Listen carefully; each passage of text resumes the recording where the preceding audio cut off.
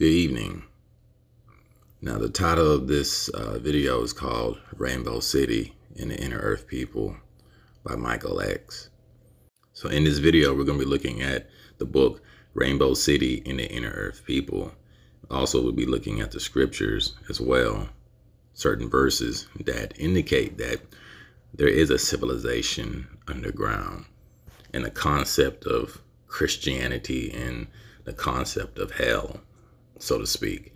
Now we have to take in consideration that before Christianity, different civilizations had the concept of a purgatory, or a place where souls were inhabited underground, or the inner earth.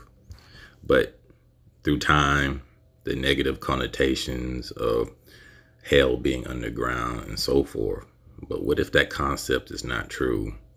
What if there are ancient beings and people in the earth far beyond our comprehension and technology that people do not want us to know, because religion has pretty much put shackles on our mind? You can believe that a man is going to save you or is going to save the world from damnation, but yet they make all these movies and they don't get these ideas, from modern times. These are ancient concepts and ideas and things that people have experienced.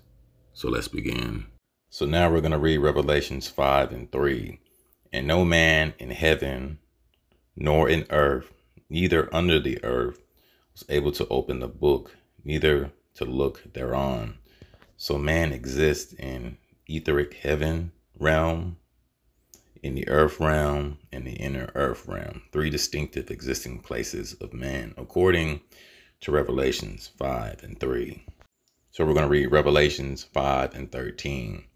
And every creature which is in heaven, which some would consider the etheric realm, and on the earth, and under the earth, and such as are in the sea. So there's a distinct description of things under the earth and creatures or entities in the sea, and all that are in them, heard I saying, blessing and honor and glory and power be unto him that sitteth upon the throne, and unto the Lamb forever and ever. So now we're going to go to this illustration, and it shows 4 diagrams you'll find very interesting. A total of 4 different drawings are shown, each one providing us with a vital information about the structures of Earth. Note that while there are some discrepancies in measurements among the ancient and modern findings, still there is agreement on a great many points.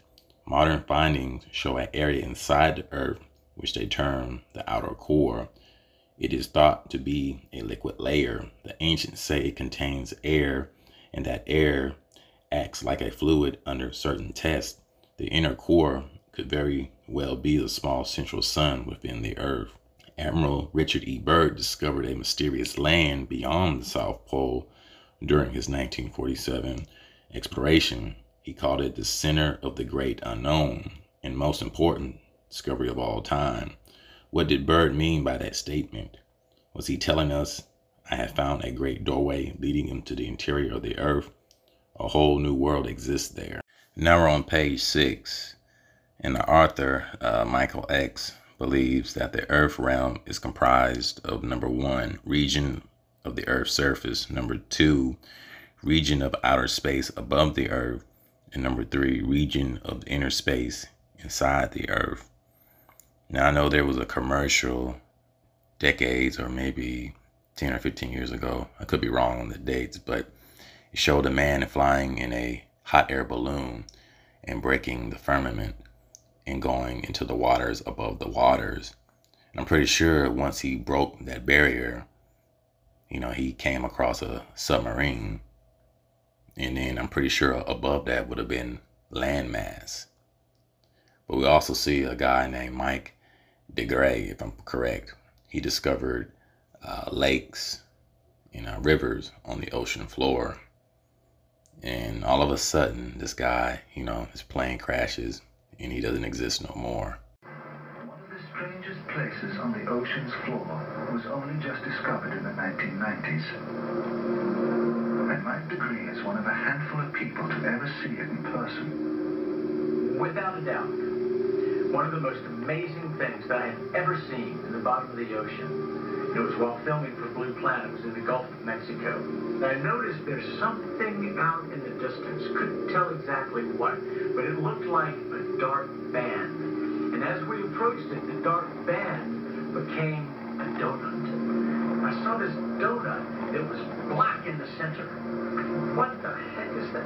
And so as we get closer and closer to it, I noticed that the black band had what appeared to be kind of steam over it. And then I looked, and there was water lapping against the shoreline. This band was a ring of mussels. And inside the ring of mussels was a lake. And it's like, wait a minute, I'm already underwater. We went out over the water in this lake and tried to descend in it and bounced off. It was so super saline and dense that the submarine couldn't go down in it. We literally bounced off, and as we bounced off, we sent ripples heading back to the shoreline. It was insane.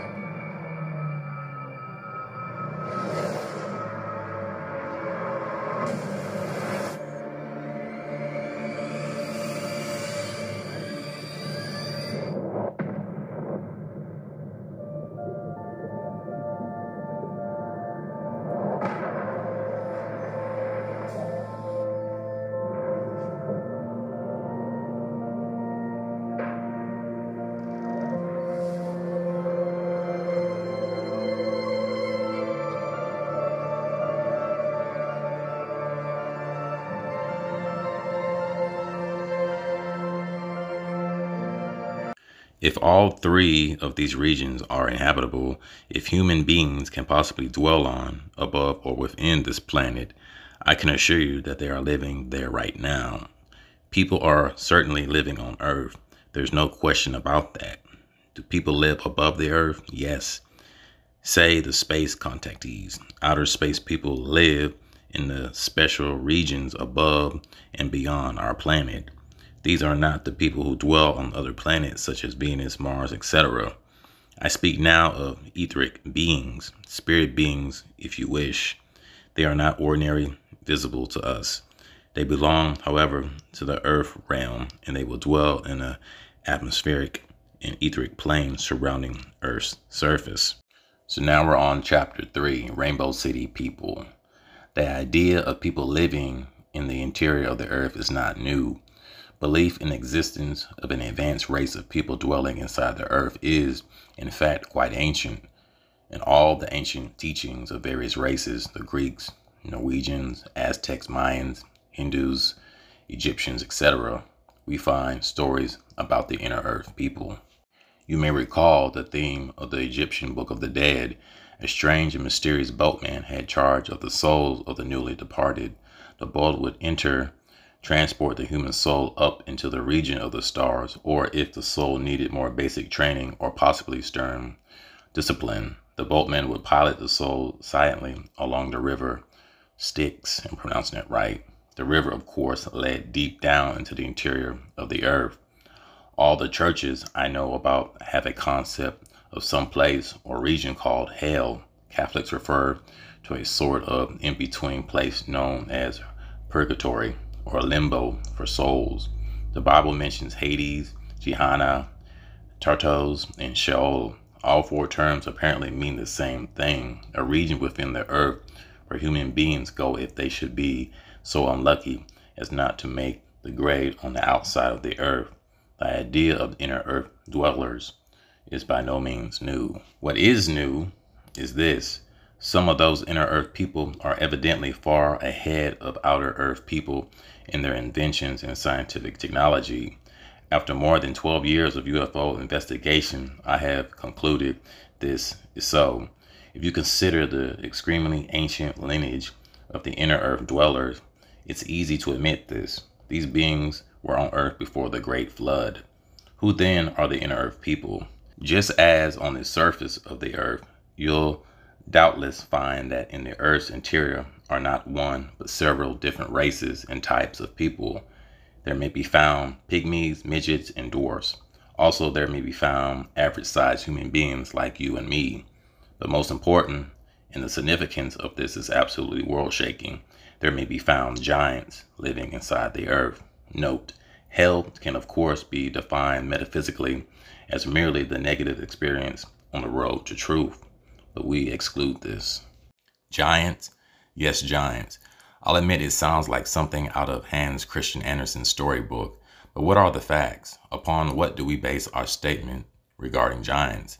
It happened a long time ago, the strangest story of them all, the coming of the giants. They are directly related to a wise and powerful race of outer space people, which the Bible calls the sons of God, or the Nephilim, or the Neteru, if I'm pronouncing that right, or the Anunnaki. They did not make their home on Earth originally. Instead, they invaded this planet from outer space and took it over as their own. And it came to pass, when man began to multiply on the face of the earth, and daughters were born to them, that the sons of God saw the daughters of man, that they were fair, and they took them wives of all which they chose. There were giants in the earth in those days, and also after that, when the sons of God came into the daughters' sexual intercourse of men. The same became mighty men which were of old, men of renown, and the earth also was corrupt before God, and the earth was filled with violence. And God looked upon the earth, and behold, it was corrupt, for all flesh had corrupted his way upon the earth. Genesis chapter 6, 1 through 4. And 11 through 12. Then came the sudden balancing of the cosmic books. A flood, a mighty deluge, was on loose upon the earth. We are told it rained for 40 long days and 40 long nights. What happened to the giants? Did they all perish in the great flood? I do not think so. Those giants were the offspring of the outer space man and outer earth woman. They were hybrids, just as the little pygmies were also hybrids. But those outer space people and the children were not as dull-witted as to take no action for their own survival. Sensing in advance, as they must have, what was coming, the intelligent race of outer space people took their hybrid offspring, giants and pygmies, off the surface of the earth, a mighty exodus to where? Into the center of the earth, where they could find protection from the big deluge. Just before the flood then, in the days of Noah, those amazing beings who had invaded this earth from outer space went into the inner earth in a mass migration, and they are still there. That is, their offspring are most likely there now, and with their inheritance of spaceflight, know-how, they are and have been since 1947 coming out in spacecraft. They have saucers. The Bible clearly states that there are people above the earth, on the earth, and in the earth. Revelations 5 and 3. And 13, as I read previously. If people live inside the hollow earth, it is only logical to suppose that in the due times, as they progress in science and invention, they will get around to visiting us. After all, we outer earth dwellers are looking forward to visiting our neighboring planets, Mars, Venus, etc. Only thing that is holding us back is that we don't have spaceships perfected enough to get us to those other planets safely. That plus our immature attitude of conquest. In other words, we haven't progressed scientifically enough at this present time. We need more time. Whereas, on the other hand, the inner earth people have been carrying on from the point where their outer space ancestors left off. That, at least, is our working theory. The antediluvian times. In antediluvian times, that is, before the flood, our planet probably had more land surface than it has today. Some will call that Pangea, right? So Wouldn't it make sense that our phenotypes and our people were everywhere? We were bigger, we were taller, stronger, faster, etc.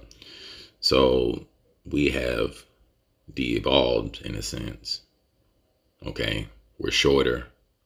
We're not that intelligent like we think we are, and we're being lied to and mass manipulated and so forth. And I could go on about this, from the food that we eat, religion of our minds, not having to open the mind to scan and research and search different things and so forth.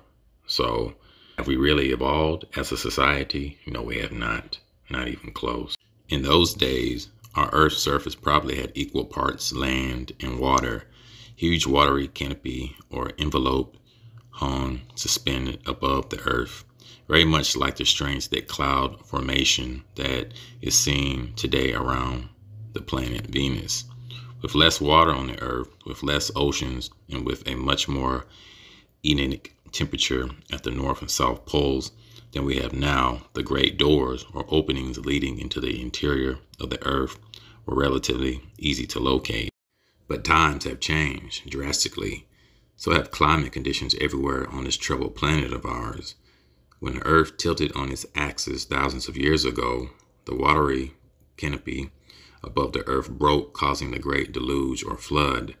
It has also virtually concealed the openings at the poles. Not only were both poles surrounded by thousands of square miles of frigid ice, snow, and stormy weather, which made the great doors terribly difficult to get to, but there was still another difficulty, directional difficulty. Where is Rainbow City? In the vastness of Antarctica near its eastern coast, some 2,300 miles from the South Pole. What is it? A secret city owned by the Inner Earth people and used as a base for their flying saucers. Incredible. It is located, we believe, not inside the Great Door, but fairly close to that door, yet outside of it.